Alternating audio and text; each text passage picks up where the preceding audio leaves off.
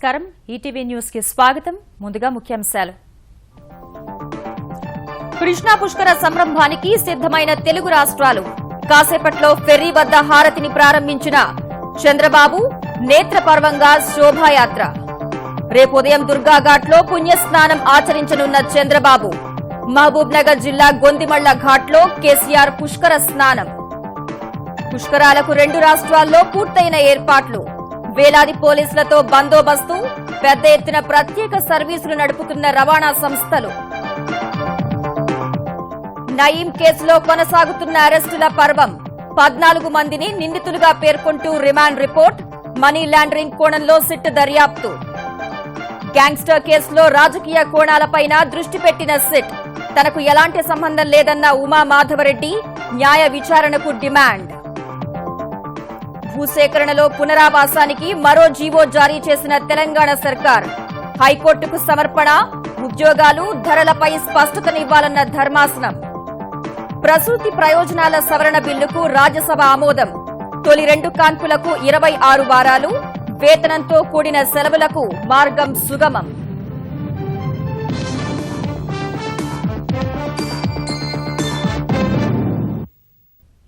తెలుగు రాష్ట్రాల్లోని కృష్ణా పరివాహక ప్రాంతాలు పుష్కర శోభను సంతరించుకున్నాయి రేపు తెల్లవారుజాము నుంచి పుష్కర సంరంభం ప్రారంభం కానుండగా పుణ్య స్నానాలు ఆచరించేందుకు లక్షలాది భక్తులు పుష్కర ఘాట్లకు పయనమవుతున్నారు అందుకోసం 2 రాష్ట్ర ప్రభుత్వాలు కట్టుదిట్టమైన ఏర్పాట్లు చేశాయి ఆంధ్రప్రదేశ్లో గోదావరి కృష్ణా సంగమ ప్రాంతమైన ఫెర్రీ వద్ద కృష్ణమ్మకు మహాహారతి కార్యక్రమాన్ని కాసేపట్లో ప్రారంభించనున్న ముఖ్యమంత్రి చంద్రబాబు పుష్కరాలకు అంకురార్పణ చేయనున్నారు భారీగా భక్తులు తరలివచ్చే విజయవాడలో పుష్కర ఏర్పాట్లను స్వయంగా పరిశీలించిన ఆయన ఆధ్యాత్మిక కార్యక్రమాల్లోనూ పాల్గొని పుష్కరాలు నిర్విఘ్నంగా జరగాలని ఆకాంక్షించారు తెలుగు రాష్ట్రాల్లో సిరులు పండించి రైతుల మోములో చిరునవ్వులను నింపే కృష్ణమ్మ పుష్కర శోభతో అలరారుతోంది శ్రావణ శుభ శుక్రవారం వేకువజామునే కృష్ణమ్మ ఒడిలో పుణ్యస్నానమాచరించేందుకు లక్షలాది భక్తులు సిద్ధమయ్యారు దుర్గామాత కొలువై ఉన్న విజయవాడకు పెద్ద ఎత్తున భక్తులు తరలిరానుండగా ముఖ్యమంత్రి చంద్రబాబు రేపు ఉదయం కంచి పీఠాధిపతి జయేంద్ర సరస్వతితో కలిసి దుర్గాఘాట్లో పుణ్యస్నానం చేసి పుష్కరాలను ప్రారంభించనున్నారు పుష్కరాలను దృష్టిలో పెట్టుకుని రోజంతా తీరిక లేకుండా గడిపిన చంద్రబాబు ఏర్పాట్లపై టెలికాన్ఫరెన్స్ నిర్వహించి అధికారులను సన్నద్దం చేశారు తర్వాత విజయవాడలోని పలు ప్రాంతాల్లో పర్యటించి ఏర్పాట్లను పరిశీలించారు గొల్లపూడిలో అక్షయపాత్ర వంటశాలను ప్రారంభించిన చంద్రబాబు రోజు 3 లక్షల మందికి ఉచిత భోజనం అందిస్తారని తెలిపారు వంటకాల రుచి చూసి సూచనలు ఇచ్చారు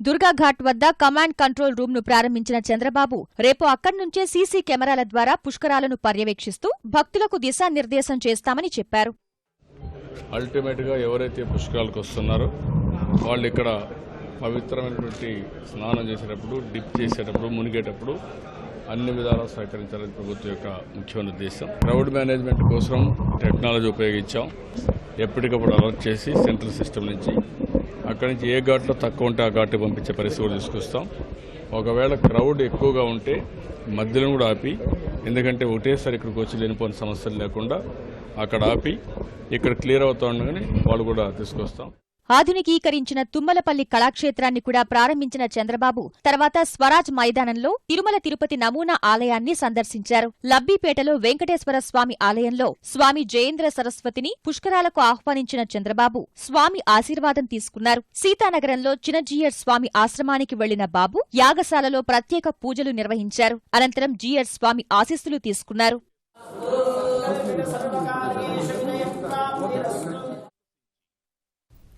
కృష్ణా పుష్కర సంరంభానికి ఆంధ్రప్రదేశ్ ప్రభుత్వం ఏర్పాట్లు పూర్తి చేసింది పుష్కరాలు జరిగే కృష్ణా గుంటూరు కర్నూలు జిల్లాల్లో 170 ఘాట్లను సిద్దం చేసింది పవిత్ర స్నానానికి తరలివచ్చే భక్తుల కోసం ప్రత్యేక రైళ్లు బస్ సర్వీసులు సహా 17,500 మంది పోలీసులతో పటిష్ట బందోబస్తు చర్యలు చేపట్టింది రేపటి నుంచి 12 రోజుల పాటు అత్యంత వైభవంగా పుష్కరాలు నిర్వహించేందుకు అధికార యంత్రాంగం సమాయత్తమవుతోంది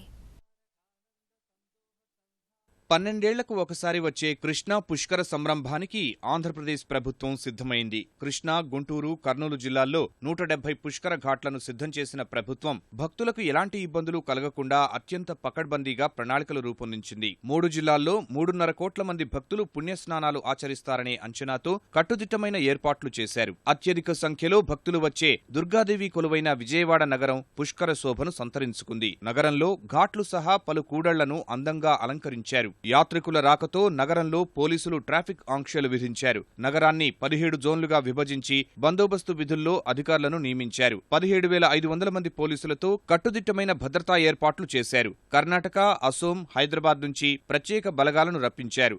రేవులతో పాటు వాటికి అనుసంధానమయ్యే మార్గాల్లో 1700కు పైగా సీసీ కెమెరాలు అమర్చారు. ఎంజీ రోడ్లోని పోలీస్ ఏఆర్ గ్రౌండ్స్ మైదానంలో ఏర్పాటు చేసిన కమాండ్ కంట్రోల్ కేంద్రం నుంచి ట్రాఫిక్ నియంత్రణ, ఘాట్ల వద్ద పరిస్థితితో పాటు నగరంలోనికి వచ్చిపోయే వారి కదలికలను పర్యవేక్షిస్తారు. రద్దీ నియంత్రించేందుకు ప్రత్యేక సాఫ్ట్వేర్ సాయంతో అవసరాన్ని బట్టి భక్తులను ఇతర ఘాట్లకు తరలిస్తారు. ప్రతి స్నానఘట్టంలోనూ అత్యవసర వైద్య బృందాలు సహా పుష్కరాల్లో సెల్ ఫోన్ సిగ్నల్స్ కు ఇబ్బంది లేకుండా 32 తాత్కాలిక టవర్లు ఏర్పాటు చేశారు. అత్యవసర సమయంలో భక్తులను తరలించేందుకు హెలికాప్టర్ను అందుబాటులో ఉంచారు. విజయవాడకు వచ్చే భక్తుల కోసం గన్నవరం విమానాశ్రయం నుంచి ప్రత్యేక విమాన సర్వీసులు సైతం అందుబాటులో ఉంచారు.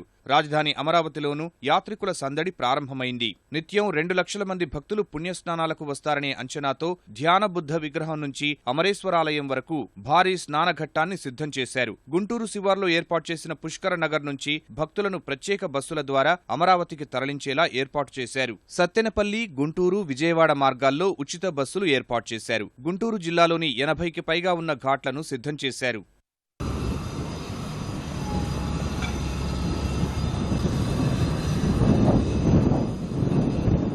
కర్నూలు జిల్లాలోని సంగమేశ్వరం, శ్రీశైలం, లింగాలగట్టు ఘాట్లలో ఏర్పాట్లు పూర్తి చేశారు. పుష్కరాల సందర్భంగా ఎలాంటి అవాంఛనీయ ఘటనలు జరగకుండా పటిష్ట బందోబస్తు చర్యలు చేపట్టారు. భక్తులు పుణ్యస్నానాలు ఆచరించి సమీప ఆలయాల్లో దైవదర్శనం చేసుకునేలా ఏర్పాటు చేశారు. శ్రీశైలం మహాక్షేత్రానికి వచ్చే భక్తులకు సరిపడా లడ్డూ ప్రసాదాలు అందజేసేందుకు దేవస్థానం ఏర్పాట్లు చేసింది. ఇక పుణ్యస్నానాలు ఆచరించేందుకు వివిధ ప్రాంతాల నుంచి వచ్చే భక్తుల కోసం రవాణా పరంగా ప్రత్యేక రైల్వే సర్వీసులతో పాటు 2,500కు పైగా ఆర్టీసీ బస్సులను సిద్ధంగా ఉంచారు. పుష్కరాలకు ఏపీ సాంస్కృతిక శాఖ ప్రత్యేక ఏర్పాట్లు చేసింది. విజయవాడ, శ్రీశైలం, నాగాయలంకలో సాంస్కృతిక, వినోద, భక్తి కార్యక్రమాలను నిర్వహిస్తోంది. శాస్త్రీయ సంగీతం, కూచిపూడి, భరతనాట్యం, కథక్ వంటి సుమారు 100 విభాగాల్లో కార్యక్రమాలను ఏర్పాటు చేశారు.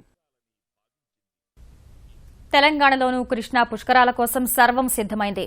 శుక్రవారం ఉదయం 5:58 మహత్తర ఘట్టం ప్రారంభం కానుండగా కృష్ణమ్మ పరవళ్లు తొక్కే మహబూబ్ నగర్, నల్గొండ జిల్లాల్లో ప్రభుత్వ యంత్రాంగం అన్ని ఏర్పాట్లు పూర్తి చేసింది. పుష్కర పుణ్యం కోసం తరలివచ్చే భక్తులకు ఎలాంటి అసౌకర్యం కలగకుండా ప్రభుత్వం చర్యలు చేపట్టింది. కృష్ణమ్మ పరివాహక ప్రాంతాలైన మహబూబ్ నగర్, నల్గొండ జిల్లాల్లో పుష్కర స్నానాల కోసం తెలంగాణ ప్రభుత్వం సర్వం సిద్ధం చేసింది. లక్షలాది భక్తులకు ఎలాంటి అసౌకర్యం లేకుండా ఏర్పాట్లు చేశారు. కృష్ణానది రాష్ట్రంలో మొదట ప్రవేశించే పాలమూరు జిల్లాలో 52 పుష్కర ఘాట్లు నిర్మించారు. జూరాల జలాశయం నుంచి వస్తున్న నీటితో స్నానఘట్టాలు జలకళ సంతరించుకోగా బీచుపల్లి, రంగాపూర్, సోమశిల ఘాట్లకు నిత్యం 5 లక్షలకు పైగా జనం వచ్చే అవకాశం ఉందనే అంచనాతో కట్టుదిట్టమైన ఏర్పాట్లు చేశారు. పుష్కర ఘాట్ల వద్ద పరిశుభ్రత కోసం భారీగా పారిశుధ్య కార్మికులను నియమించారు. 23,000 మంది ప్రభుత్వ సిబ్బంది సహా స్వచ్ఛంద, ధార్మిక సంస్థల కార్మికులు భక్తులకు సేవలందిస్తారు. పుష్కర ఘాట్ల వద్ద సీసీ కెమెరాలు ఏర్పాట్లు చేశామని, 10,000 మందితో బందోబస్తు నిర్వహిస్తామని మహబూబ్ నగర్ జిల్లా కలెక్టర్ శ్రీదేవి చెప్పారు. పుష్కరాలకు తరలివచ్చే భక్తులకు అన్నదానం చేయడానికి కొంతమంది ముందుకొచ్చారని, అలాంటి వారికి ప్రత్యేకంగా స్థలాలు కేటాయించినట్లు వివరించారు. కృష్ణానది ఉధృతంగా ప్రవహిస్తుండటం వల్ల ముందు జాగ్రత్తగా గజ ఈతగాళ్లను నియమించారు.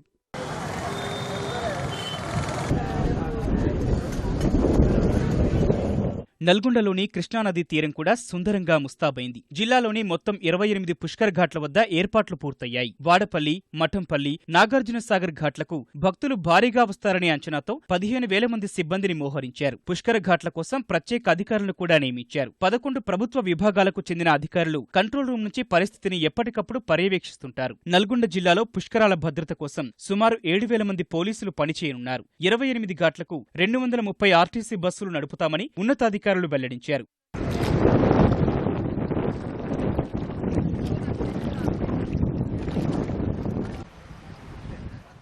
కృష్ణా పుష్కరాల్లో భాగంగా మహబూబ్ నగర్, నల్గొండ జిల్లాలో 9 చోట్ల సాంస్కృతిక కార్యక్రమాలు నిర్వహిస్తున్నామని ఆ శాఖ మంత్రి చందూలాల్ వెల్లడించారు. కృష్ణా బ్రిడ్జి, పసుపుల, బీచుపల్లి, అలంపూర్, సోమశిల, రంగాపూర్, వాడపల్లి, మట్టంపల్లి, నాగార్జున సాగర్ వద్ద ఉదయం 6 గంటల నుంచి రాత్రి 10 గంటల వరకు కార్యక్రమాలుంటాయని చెప్పారు.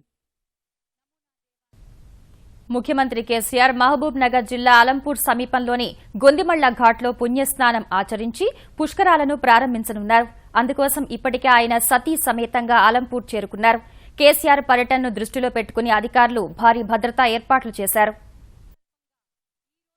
పవిత్ర కృష్ణా పుష్కరాల్లో పాల్గొనేందుకు ముఖ్యమంత్రి కేసీఆర్ మహబూబ్ నగర్ జిల్లా అలంపూర్ చేరుకున్నారు. కృష్ణా, తుంగభద్ర నదుల సంగమ ప్రాంతమైన గొందిమళ్ల ఘాట్లో శుక్రవారం ఉదయం 5:58 కేసీఆర్ పుణ్యస్నానం ఆచరించి పుష్కరాలను ప్రారంభించనున్నారు. ఇందుకోసం ప్రత్యేక బస్సులో రోడ్డు మార్గాన అలంపూర్ వెళ్తూ పలు పుష్కర ఘాట్లను కేసీఆర్ పరిశీలించారు. అనంతరం అలంపూర్లోని హరిత టూరిజం అతిథి గృహంలో కేసీఆర్ బస చేశారు. గొందిమళ్ల ఘాట్లో పుష్కర స్నానం చేసిన అనంతరం జోగులాంబ ఆలయంలో కేసీఆర్ ప్రత్యేక పూజలు నిర్వహిస్తారు. తర్వాత బాలబ్రహ్మేశ్వర స్వామివార్లను దర్శించుకుంటారు. కేసీఆర్ పర్యటనకు మహబూబ్ నగర్ జిల్లా అధికారులు ఏర్పాట్లు పూర్తి చేశారు. అలంపూర్ నుంచి గొందిమళ్ల వరకు భారీ బందోబస్తు ఏర్పాటు చేశారు. పుష్కర స్నానం, పూజా కార్యక్రమాలు ముగించుకున్న తర్వాత కేసీఆర్ అలంపూర్ నుంచి హెలికాప్టర్ ద్వారా హైదరాబాద్ రానున్నారు. ఫెర్రీ వద్ద కృష్ణమ్మకు హారతి ఇచ్చే కార్యక్రమాన్ని ముఖ్యమంత్రి చంద్రబాబు ప్రారంభిస్తున్నారు. ప్రత్యక్ష ప్రసారం ద్వారా చూద్దాం.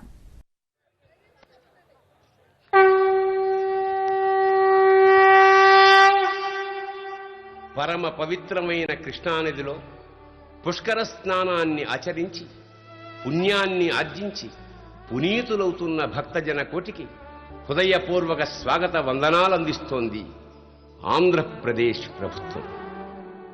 భక్త మహాశయులారా, కృష్ణవేణి ప్రస్తావన లేకుండా తెలుగు చరిత్ర అసంపూర్ణమే అవుతుంది.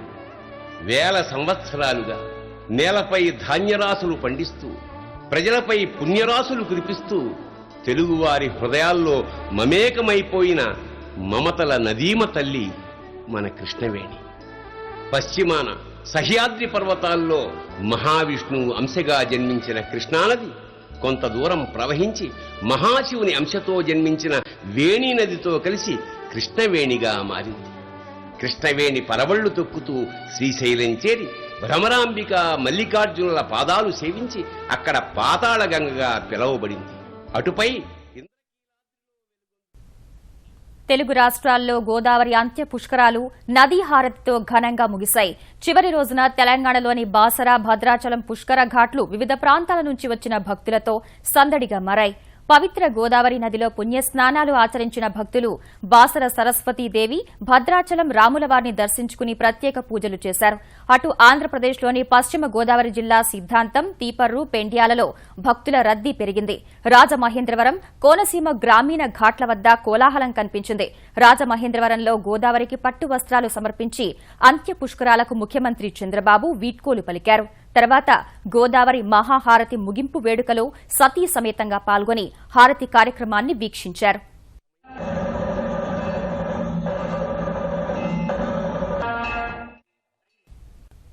కరుడుగట్టిన నేరస్తుడు నయీం అక్రమ దందాల కేసులో ముమ్మర దర్యాప్తు సాగుతోంది.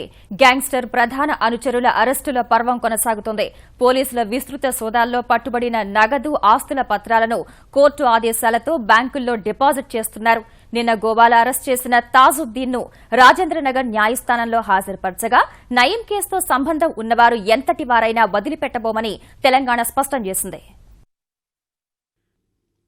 మహబూబ్ నగర్ జిల్లా షాద్నగర్లో జరిగిన పోలీసు ఎదురుకాల్పుల్లో హతమైన గ్యాంగ్స్టర్ నయీం ప్రధాన అనుచరులు ఒక్కొక్కరిగా కటకటాల పాలవుతున్నారు. తాజాగా నిన్న అరెస్టు చేసిన శ్రీధర్ గౌడ్, బలరాంను హయత్నగర్ న్యాయస్థానంలో హాజరుపరచగా నిందితులకు కోర్టు 14 రోజుల రిమాండ్ విధించింది. కోర్టు ఆదేశాల మేరకు నిందితులను చర్లపల్లి కారాగారానికి తరలించారు. ఈ కేసులో A1 గా నయీం, A2 గా ఫహీం, A3 గా శ్రీధర్ గౌడ్, A9 గా బలరాం పేర్లను చేర్చారు. గోవాలో అరెస్టైన మరో ప్రధాన అనుచరుడు తాజుద్దీన్ ను రాజేంద్రనగర్ న్యాయస్థానంలో హాజరుపరిచారు. అంతకుముందు రంగారెడ్డి జిల్లా నార్సింగి పోలీస్ స్టేషన్లో కస్టడీలోకి తీసుకున్న ఫర్హానా, అఫ్సాల ద్వారా నయీం చేసిన నేరాలపై ప్రత్యేక దర్యాప్తు బృందం సిట్ అధికారులు ఆరా తీస్తున్నారు. గోవాలో అరెస్టైన నయీం ప్రధాన అనుచరుడు తాజుద్దీన్ సమక్షంలో ఫర్హానాను ప్రశ్నిస్తున్న అధికారులు ఓ మాజీ పోలీసు ఉన్నతాధికారికి నయీంతో సంబంధాలపై విచారిస్తున్నారు. నయీం ఆస్తులు, అనుచరుల కోసం లోతుగా దర్యాప్తు చేపడుతున్న సిట్ బృందం నయీం ఇంట్లో స్వాధీనం చేసుకున్న 2 కోట్ల రూపాయల నగదు రాజేంద్రనగర్ న్యాయస్థానానికి అప్పగించింది. కోర్టు ఆదేశాల మేరకు నగదు, ఆస్తుల పత్రాలను బ్యాంకులో డిపాజిట్ చేసింది. మరోవైపు నయీం అనుచరుడు శ్రీధర్ గౌడ్ రిమాండ్ నివేదికలో పోలీసులు 9 మందిని నిందితులుగా చేర్చగా అందులో 6 పరారీలో ఉన్నట్లు పేర్కొన్నారు. ఫహీం, సుధాకర్, వెంకటేష్, శ్రీధర్ రాజ్, కరుణాకర్, శ్రీను కోసం గాలిస్తున్నట్లు వెల్లడించారు. నిందితులపై బెదిరింపులు, అక్రమ ఆయుధాల కింద కేసులు నమోదు చేశారు. శ్రీధర్ గౌడ్ నయీంకు ప్రధాన అనుచరుడుగా ఉండేవాడని, నయీం బావమరది ఫహీంకు శ్రీధర్ గౌడ్ క్లాస్మేట్ అని రిమాండ్ రిపోర్టులో పేర్కొన్నారు. హైదరాబాద్ శివార్లలో జరిగే భూదందాలను మొత్తం శ్రీధర్ గౌడ్ చూసుకునేవాడని, సెటిల్మెంట్ల ద్వారా సేకరించిన డబ్బును ఫహీం తీసుకువెళ్లేవాడని తెలిపారు. భవానీనగర్లో ఉన్న గెస్ట్ హౌస్ అడ్డాగా సెటిల్మెంట్లు చక్కబెట్టేవారని వెల్లడించారు. 2012 నుంచి నయీం వద్ద తాజుద్దీన్ పనిచేస్తున్నాడని, కూతురు పెళ్లి చేసి అప్పుల పాలై 30,000 రూపాయలు తీసుకుని గోవాలో పనికి కుదిరాడని నివేదికలో వివరించారు. గోవాలో నయీం వ్యవహారాలన్నీ ఫర్హానాని పర్యవేక్షించేదని, అక్కడ మహిళలతో రాసలీలల కోసం నయీం తరచూ వచ్చేవాడని, అక్కడి నుంచే దందాలు నడిపేవాడని పేర్కొన్నారు. నల్గొండ జిల్లా కనగల్కు చెందిన తాజుద్దీన్ గోవా గెస్ట్ హౌస్ కు కాపలదారుడిగా వ్యవహరిస్తూ సెటిల్మెంట్ల డబ్బును నయీంకు అందించేవాడని వెల్లడించారు. మరోవైపు నయీం అక్రమ దందాలో ఎవరెవరి ప్రమేయం ఉందనే విషయంపై సిట్ కూపీ లాగుతోంది. నయీం లేదా అతడి అనుచరుల నుంచి వేధింపులకు గురైన వాళ్లు ధైర్యంగా తమను సంప్రదించాలని సిట్కు నేతృత్వం వహిస్తున్న ఐజీ నాగిరెడ్డి కోరారు. నయీముద్దీన్ గ్యాంగ్ అరాచకం వల్ల ఎవరైతే విక్టిమ్స్ ఉన్నారో వాళ్ళందరికీ మా యొక్క విజ్ఞప్తి ఏంటంటే, నిర్భయంగా మీరు ఐదర్ మా సిట్ ఆఫీస్ సైబరాబాద్ కమిషనరేట్లో అడిషనల్ డీసీపీ క్రైమ్ ఆఫీస్లో ఉంటుంది, అక్కడ కానీ, లేదంటే మీ యొక్క నియరెస్ట్ పోలీస్ స్టేషన్లో ఎక్కడ కంప్లైంట్ ఇచ్చినా కానీ కేసు రిజిస్టర్ చేయడం జరుగుతుంది. అన్ని కేసెస్ కూడా సిట్కే మేము ట్రాన్స్ఫర్ చేస్తాము. సిట్లోంచే మొత్తం కూడా ఇన్వెస్టిగేషన్ జరుగుతుంది. నయీంతో సంబంధాలు ఉన్న వాళ్లు ఎంతటి వాళ్లైనా ఉపేక్షించేది లేదని తెలంగాణ హోంమంత్రి నాయిని నరసింహారెడ్డి స్పష్టం చేశారు. సిట్ దర్యాప్తులో అన్ని విషయాలు తేలుతాయని ఆయన పేర్కొన్నారు. నయీంతో తాను ఫోన్లో మాట్లాడినట్లు మీడియాలో వస్తున్న లీకులపై జ్యుడిషియల్ విచారణ జరిపించాలని మాజీ మంత్రి ఎలిమినేటి ఉమామాధవరెడ్డి డిమాండ్ చేశారు. మాధవరెడ్డి పేరు చెడగొట్టేందుకే ప్రభుత్వ పెద్దలు ఇలాంటి అవాస్తవాలను ప్రజల్లోకి తీసుకువెళ్లే ప్రయత్నం చేస్తున్నారని ఆరోపించిన ఆమె ముఖ్యమంత్రి కేసీఆర్ ఈ లీకులపై సమాధానం చెప్పాలని డిమాండ్ చేశారు. తన ఫోన్ నుంచి నయీంకి ఫోన్ కాల్స్ వెళ్లినట్లు ఆరోపిస్తున్న నేతలు తన కాల్ డేటా తెప్పించి రుజువు చేయాలన్నారు. ఈ లీకుల కారణంగా తమ కుటుంబంపై మళ్లీ నక్సలైట్లు కక్షగట్టే ప్రమాదం ఉందని ఆమె ఆవేదన వ్యక్తం చేశారు. పోలీస్ శాఖలోని పెద్దలు తప్పించుకునేందుకే తమను ఈ వ్యవహారంలోకి లాగుతున్నారని ఆరోపించారు. మా కుటుంబానికి మచ్చ తీసుకురావడానికి, ఈరోజు తెలంగాణ రాష్ట్రంలో మాధవరెడ్డి గారికి ఉన్న పేరు చెడగొట్టడానికే ఈ ప్రభుత్వం కక్షపూరితమైన చర్య ఈరోజు చేపట్టిందనేది నేను భావిస్తా ఉన్నాను. మాకు ఆ నేరపూరితమైన రాజకీయాలు చేయాల్సిన అవసరం మాకు లేదు. ప్రభుత్వం ఈరోజు వాళ్ళకు సంబంధించిన వ్యక్తులను బయటపడేసుకోవడానికి కోసం ఈరోజు మమ్మల్ని టార్గెట్ చేసినట్టుగా కనబడుతుంది తప్ప ఇంకొకటి లేదు. పరిశ్రమల కోసం భూసేకరణ సమయంలో నిర్వాసితులుగా మిగిలే వారి పునరావాసం కోసం ప్రభుత్వం అనుసరించే విధి విధానాలపై తెలంగాణ ప్రభుత్వం తయారు చేసిన 190 జీవోపై కూడా హైకోర్టు కొన్ని అభ్యంతరాలు తెలిపింది. 123 జీవోపై అభ్యంతరాలతో రైతులు దాఖలు చేసిన వ్యాజ్యంపై హైకోర్టు ఆదేశాల మేరకు జీవో 190ని విడుదల చేసిన తెలంగాణ ప్రభుత్వం ఇవాళ హైకోర్టుకు సమర్పించింది.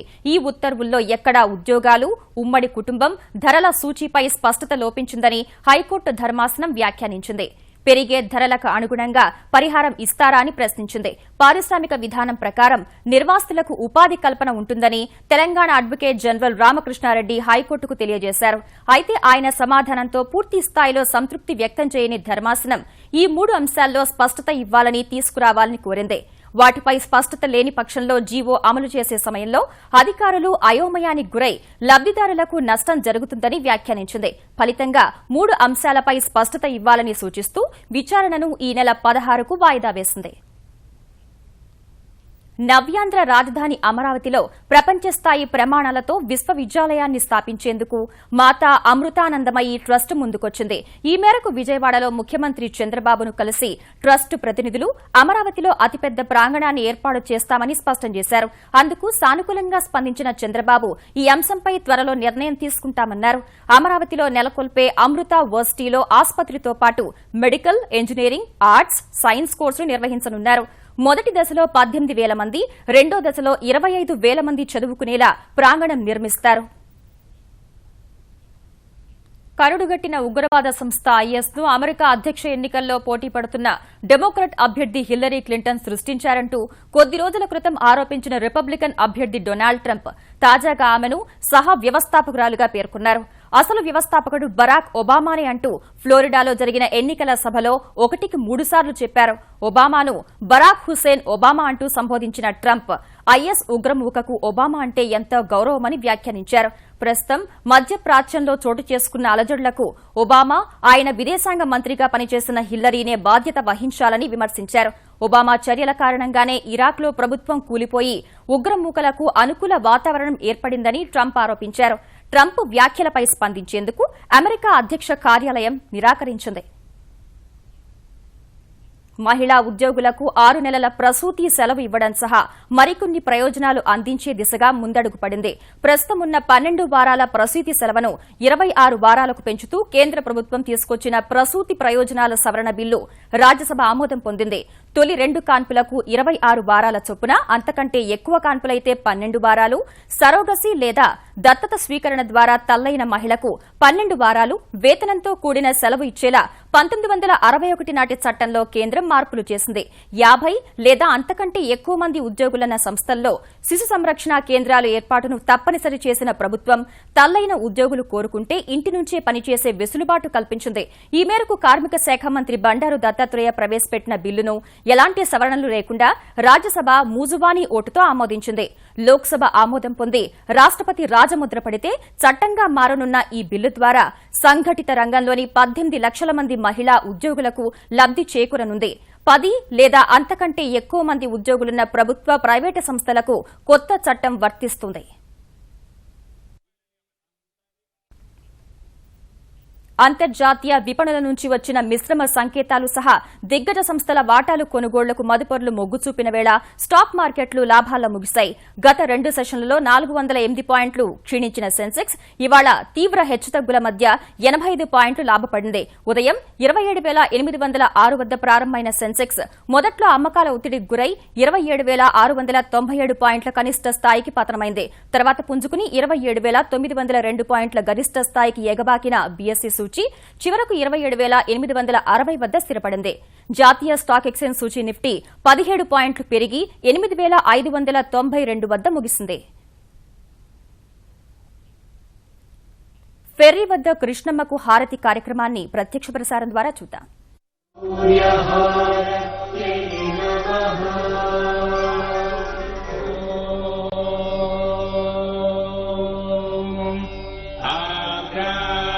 పుష్కరణీం పుష్టిం సువర్ణాం హేమమాలినీం